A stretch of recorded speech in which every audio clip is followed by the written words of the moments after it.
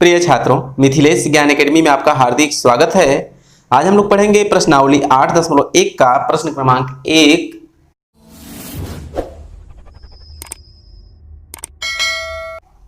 जिसमें दिया है त्रिभुज ABC में जिसका कोण B समकोण है, AB बराबर 24 सेंटीमीटर और BC बराबर 7 सेंटीमीटर है। निम्नलिखित का मान ज्ञात कीजिए। जिसका पहला भाग है sin A cos A, दूसरा भाग है sin C cos C। तो इस प्रश्न में हम दोनों भाग को हल करेंगे बारी बारी से। तो सबसे पहले हम अपने हल में जो हमको दिया है वही हम लिख लेंगे। हाँ, तो जैसा कि आप देख रहे हैं, हमने अपने हल में जो दिया था उसको नोट डाउन कर लिया है। त्रिभुज ABC में कोण B समकोण दिया था, ध्यान से देखिए।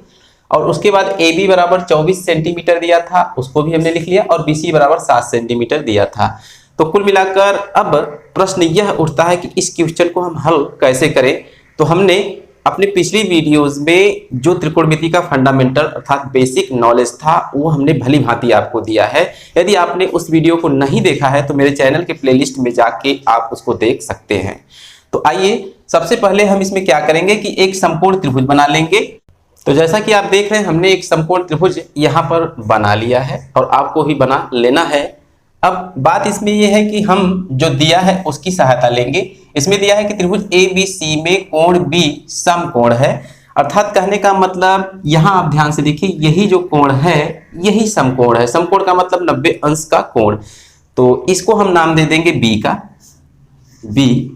और इसके बाद कह रहा है AB बराबर 24 सेंटीमीटर और BC बराबर 7 सेंटीमीटर। तो सीधी सी बात है कि इसमें हम इसको A, इसको C या इसको A, इसको C हम नाम दे सकते हैं। किसी को कुछ भी नाम देंगे, हमारा रिजल्ट वही आएगा।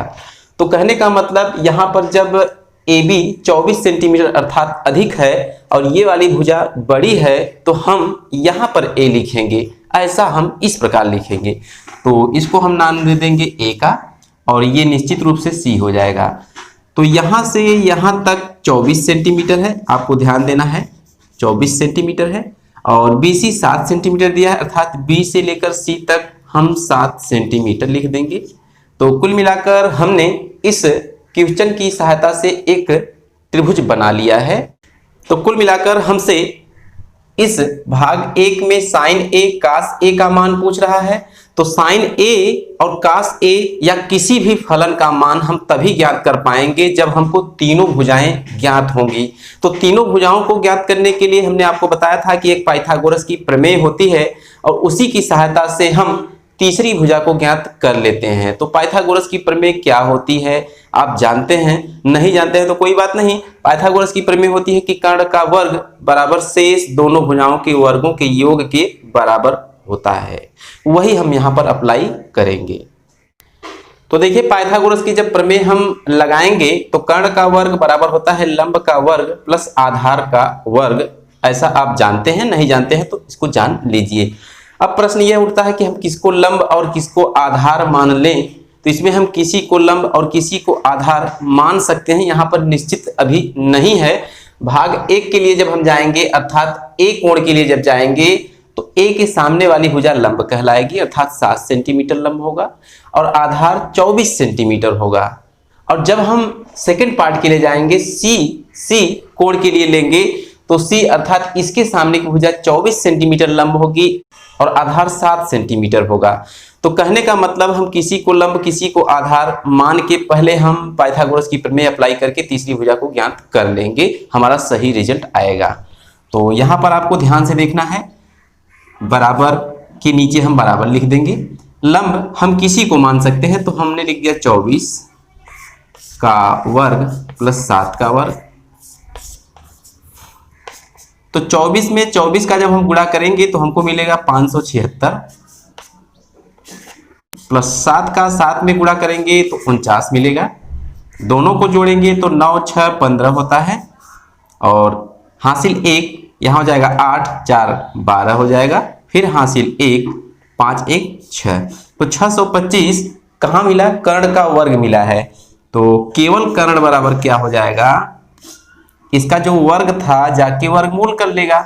तो इसे हम करड़ी में लिखेंगे 625 अब आप जानते हैं कि 625 जब करड़ी में है तो उसका हमें करना पड़ेगा फैक्टराइजेशन अर्थात गुणनखंड। तो इसे हम करेंगे तो 5 गुणे 5 गुणे 5 और गुणे 5, तो कुल मिलाकर हम चेक करेंगे 5 पंजे 25 पंजे 125 पंजे 625। हम जानते हैं कि करड़ी के अंदर जितने भी अंक होते हैं उनका हम जोड़ा बनाते हैं।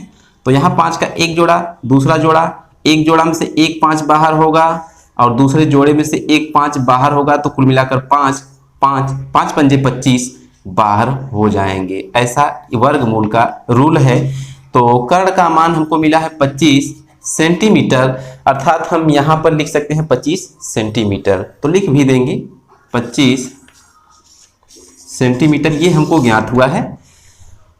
अब हम चलेंगे इसके पहले भाग की तरफ। तो यहाँ पर हम लिख देते हैं पहला भाग साइन ए, कॉमा लगाएंगे कॉस ए। अब हमें साइन ए का मान भली भांति ज्ञात हो जाएगा, तो यहाँ पर लिखेंगे साइन ए बराबर, अब चूंकि हम जानते हैं कि साइन ए का जो अनुपात होता है वो लंब बटे कर्ण होता है, आपको याद हो गया होगा। तो साइन ए बराबर हो जाएगा लंब बटे कर्ण। तो प्रश्न यह उठता है कि जब हम ए कोण को लेंगे अर्थात इस कोण को लेंगे तो इसी के जस्ट सामने वाली भुजा लंब कहलाएगी, अर्थात 7 सेंटीमीटर लंब कहलाएगा। तो यहाँ पर इसके बराबर हम लिख सकते हैं 7, और कर्ण तो फिक्स है 25 सेंटीमीटर, ये है 25। तो चूंकि हम जानते हैं कि 90 अंश के सामने वाली भुजा कर्ण कहलाती है, तो यहाँ पर 25, तो 7/25 साइन ए का मान हमको मिला है। अब हम कास ए ज्ञात कर लेते हैं। कास ए बराबर होता है आधार बटे कर्ण, आधार बटे कर्ण, और आधार कितना है 24 सेंटीमीटर और कर्ण कितना है वही 25 सेंटीमीटर।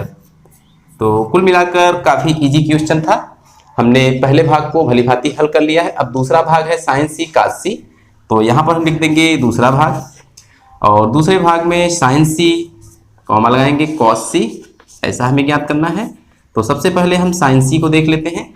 जब हम सी कोण की तरफ जाएंगे तो इसी के जस्ट सामने वाली भुजा लंब कहलाएगी। जब ये लंब होगा तो निश्चित रूप से आधार होगा, कर्ण तो फिक्स रहता है। तो साइन सी बराबर होता है लंब बटे कर्ण, ध्यान से देखते रहिएगा, लंब अपान कर्ण, ऐसा हम लिख देंगे। तो इस सिचुएशन में लंब हमारा 24 है, लिख देंगे 24, और कर्ण तो फिक्स है 25 सेंटीमीटर, यहाँ पर लिख देंगे 25। एक रिजल्ट हमने प्राप्त कर लिया। और दूसरा है कास सी, और कास सी का मतलब आधार अपान कर्ण हो जाएगा।